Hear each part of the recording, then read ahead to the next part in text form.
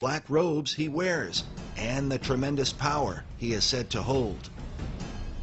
Former Jesuit General Michelangelo Tamburini once boastfully said, "See, sir, from this chamber I govern not only Paris, but to China, not only to China, but to all the world, without anyone knowing how I do it."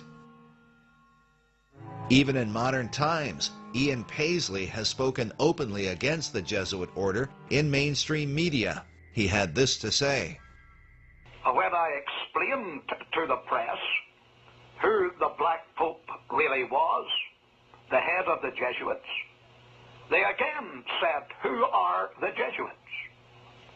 And I described them as the Gestapo of the Roman Catholic Church, the front men who carry out the Pope's orders throughout Christendom.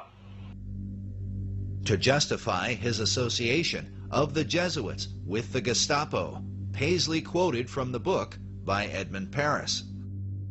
He related words that were published under the authority of Francisco Franco, the Spanish dictator during World War II, shown here with Adolf Hitler. I quote from The Secret History of the Jesuits by Edmund Paris. I'm giving a quotation from the Reform, which is what the press of the Spanish dictator Franco published on the 3rd of May, 1945, the day of Hitler's death. Quote, "Adolf Hitler, son of the Catholic Church, died while defending Christianity.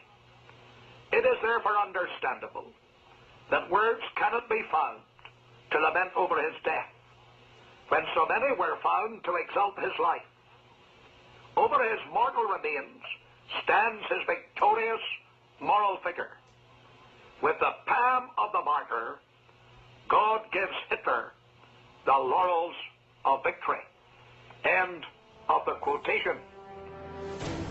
Concerning this quote, Edmund Paris writes, "This funeral oration is voiced by the Holy See itself. It is a communique of the Vatican given via Madrid." During the Second World War, it was the Jesuit order who put forth that the building up of the Third Reich unites a National Socialist state to Catholic Christianity. In all their history, the ultimate aim of Loyola Society is said to be the same as it was from the beginning. Within less than a century after their formation, Rome's Jesuit order would become an elite company of spies, assassins, and intellectuals, hated and feared by kings and commoners alike. With all these things in mind, consider that it was this society that was specifically commissioned by the Pope to launch the Counter-Reformation in 1540, under the direction of Ignatius Loyola. He decided, and along with his friends, to form some kind of an organization that would be loyal to the Pope and that would counter the Reformation. And so that's exactly what occurred. The Counter-Reformation was a way to resist what had taken place, the reforming that had occurred, and take people back to Roman Catholicism.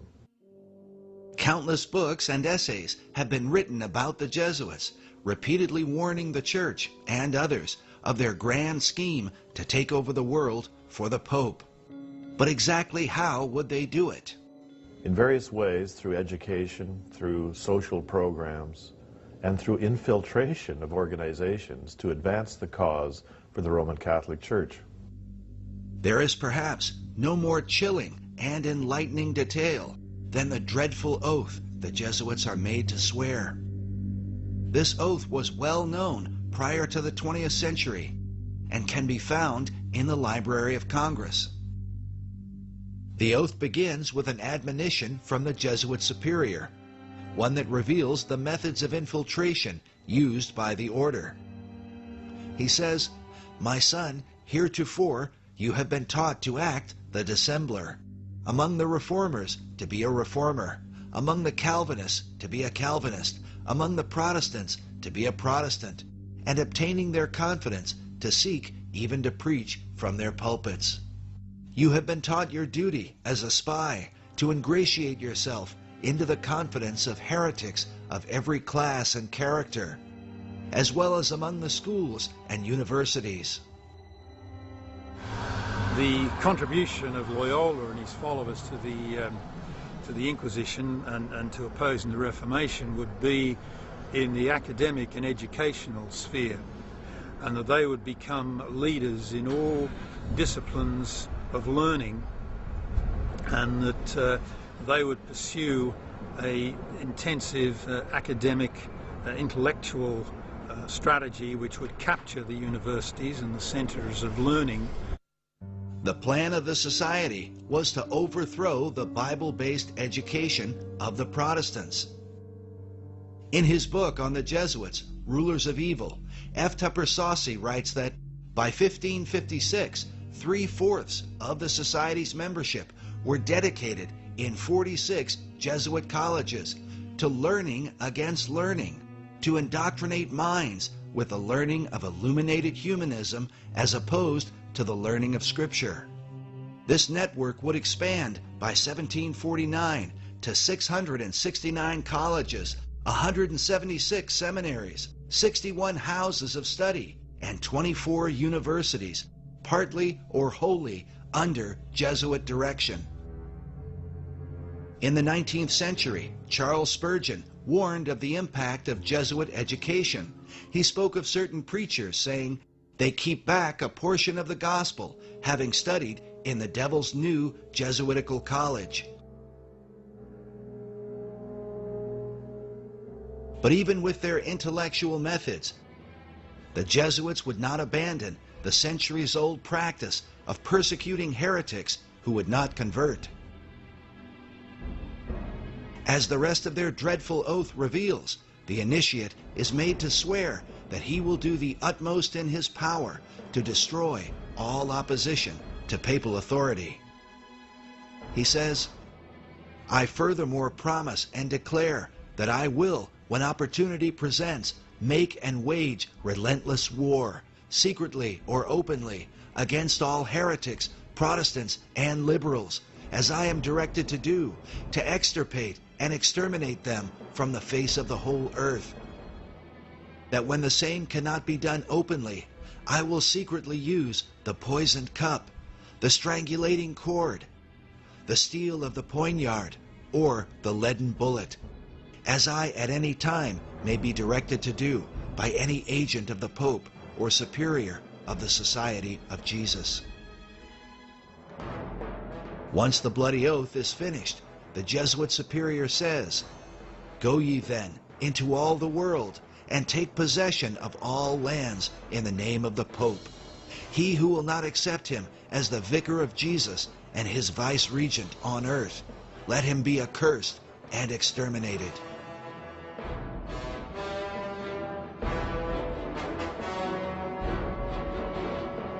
Professor Arthur Noble writes, "The reinstatement of the Inquisition in the 16th century was spearheaded by the Jesuits, as were its atrocities, and it is estimated that in that century alone, no less than 900,000 Protestant martyrs laid down their lives for Christ." Among the horrors the Jesuits instigated were the St. Bartholomew's Day massacre of 1572, in which some 70 to 100,000 Protestants were slaughtered throughout France. They also famously manipulated King Louis XIV to revoke the Edict of Nantes in 1685, which had once protected the rights of French Protestants. Its revocation made the Protestant faith illegal and ultimately caused the death of 500,000 men, women, and children who perished in all the highways of France. King Louis's father confessor was a Jesuit priest named Pierre Lachaise. His revoking of the Edict of Nantes outlawed the reading of the Bible in France for the next 100 years. In England, the Jesuits worked closely with William Laud, the Archbishop of Canterbury, who had outlawed the